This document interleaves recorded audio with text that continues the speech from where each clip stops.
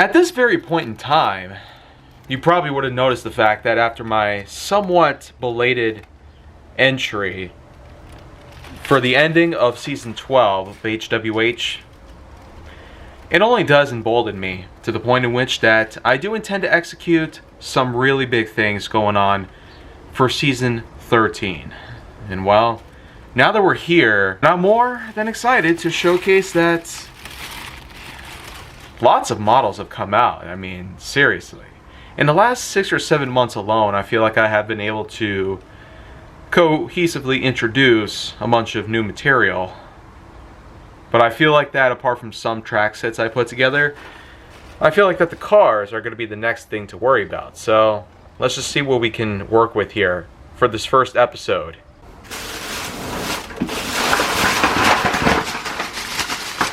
Yep, I can confirm it now at this point.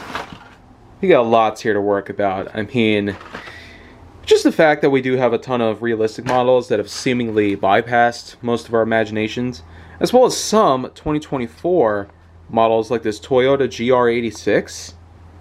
Man, that alone is really something. But the fact is, as we've entered 2025, especially with all this new marketing stuff and all these new logos they've been putting together, this does actually make me feel quite confident about this new season we have going on at the moment. And well, I can tell you for one thing that after all this is over, it's probably only going to get bigger from here. Because after all, those famous words I've had over the years, just as I had done when I ended my last series on my podcast known as Happy Landing, and then of course when Nerf Secrets Revealed came to an end in 2020 just as well. Well, those famous words still resonate. That even though the series may be gone, the franchise has only just begun. And well, being that this is my last season that I intend to do for HWH, there's only so much that I intend to do for the rest of this whole franchise. But I will intend to keep it going for as long as possible.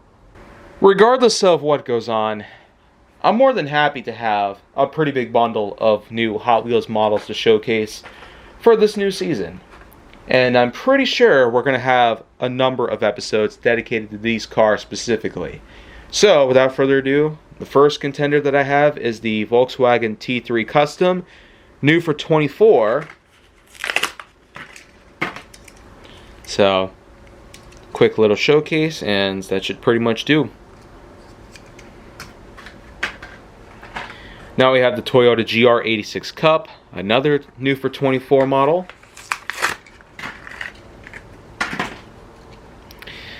Such nice realistic models we have, as well as some fantasy models here and there. For the record, we do have a few contenders that we've had on the channel before, but have since sold off. 75 Datsun Sunny is what's up next.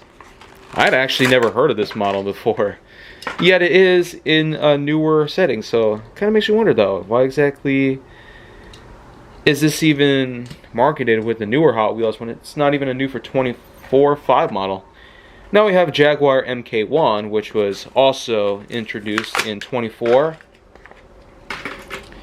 Yeah, quite a nice little classic that we have here. Almost gives me fished and chipped vibes, as it does look pretty similar in a way. Now we have Neon Speeders, which I'm kind of surprised they aren't really continuing the track series, but they still have a lot of cars for it. Custom Volkswagen Beetle.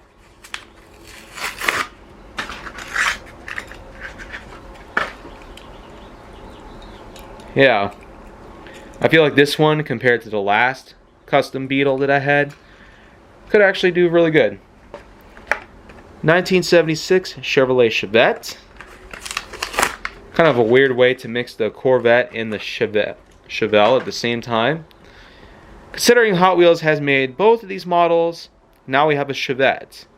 So, I can't say that the drag strip bar back here is going to allow for any good performance, but we'll just see how it goes down the line.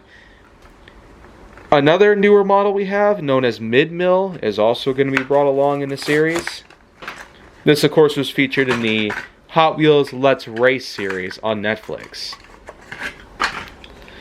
But the real question is, how is it going to do in this series?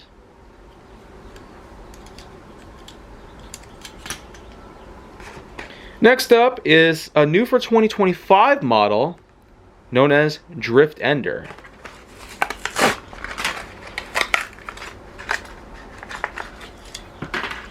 So, being one of a few 2025 models we got so far, I actually feel pretty confident about how some of these models should do later on.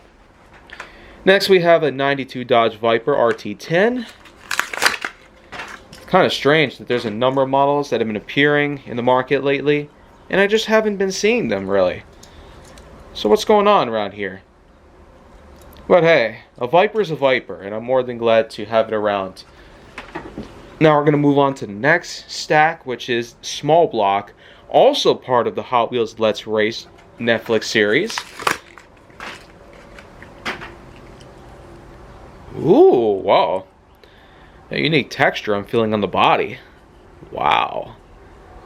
That is nice. It's just because it has more of a blocky sort of feel to it. Is it really going to affect anything? Hope not. Now we got Mustache. Another nice little classic sort of model, which is also relatively new.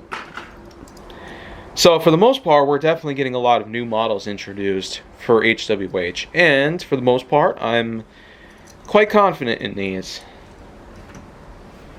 In the same regard as how to have a good amount of models in more recent years do so well, maybe these guys will do a similar sort of thing.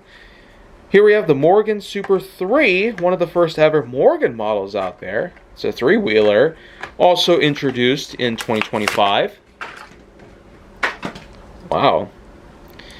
Never have I really had many three-wheelers out there. One of the only others that I could recall was a motorcycle, but we know that Morgan is an entirely different story. It's also really small, like enough to make the custom Volkswagen Beetle a bit jealous. Here we have the 64 Chevelle SS, which I might have had before, and I will say that this version here is a nice sort of metallic banana color with black stripes. Kind of gives Bumblebee vibes to it, except for the fact that Bumblebee is a Camaro, not a Chevelle. Now we have the DB4 GT High Speed Edition Aston Martin.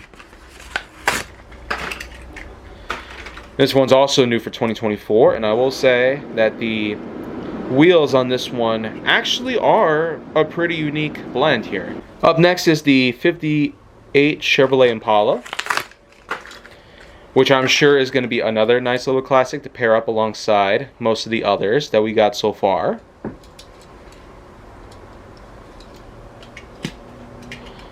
Gotta love that little spare wheel in the back. Hako Type D is another new for 2025 model.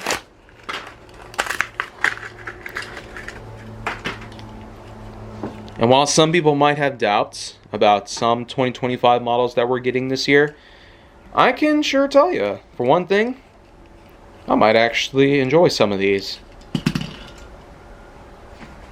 Now we have a Porsche 904 GTS. Haven't really had Porsches like this. It kind of gives off a sort of Lamborghini Miura or even a Ford GT40 vibe to it. In fact, its body style is very much the same as any of those models. Almost gives off a De Tomaso Pantera vibe to it even. Now, Gordon Murray Automotive T.33 is up next. And we did have another Gordon Murray car just as well. But we'll just have to see. How does this one hold up in comparison to the last one? Gordon Murray in both ways. Hollerback, another new for 25 model, and yet another contender in Let's Race. So, with all of these Let's Race models that we have here, how are they all going to do so far?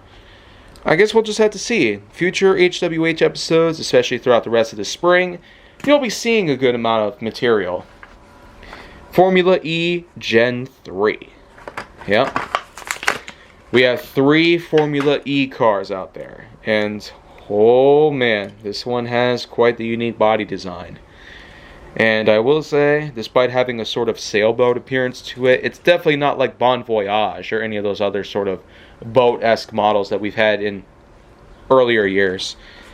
Super Twin Mill is up next. And yeah, also a 25 and also a Let's Race model. So it seems that Hot Wheels has really been pushing at it to get as much new material released, and mostly utilizing the recent Let's Race series to put it all together. But hey, it's at least a good excuse to have new models from the show be introduced into real life Hot Wheels marketplaces like Target, Walmart, etc. Now I have a Lotus Type 49, which is also a 2024 model that was a bit hard to find out there, so I mostly just ordered some of these. Now I would explain why some 24 models are in here just as well, because some models, like Small Block and the Toyota GR86, were a bit hard to get a hold of.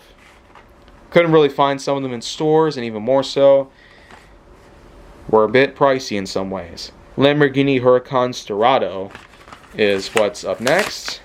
This one's another 24 model that was also kind of difficult to get a hold of, but hey, this custom Sterrato version of the Huracan, I'm sure could do a lot better than my other Huracan models, since many of them are just not so great.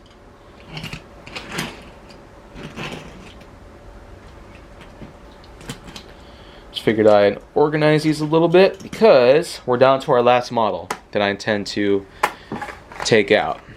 Well, Slide Burn, another 25 model, and another Let's Race contender. So, with several 25 models we have here, as well as a medley of 2024 models, as well as some introductions here and there as well, like the Chevette and the Datsun Sunny.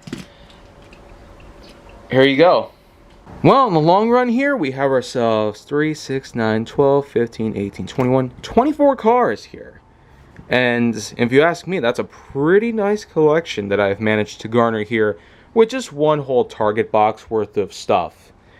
And in the end, we got content to make. Not just with all these new guys ready to go, but also the fact that track sets will also be on the way. So within the next few weeks or so, expect some nice material to come out, but only with having these cars. I guess it's a good way to bring them up to speed, considering all the trouble I've gone through in the last several years since I first started this series. So anyways, even though this was a pretty short episode, it's a good introduction to at least introduce some new elements into the franchise, but also to give a nice big batch worth of cars a little up to speed bring up. So we're going to see how they do in the next few episodes.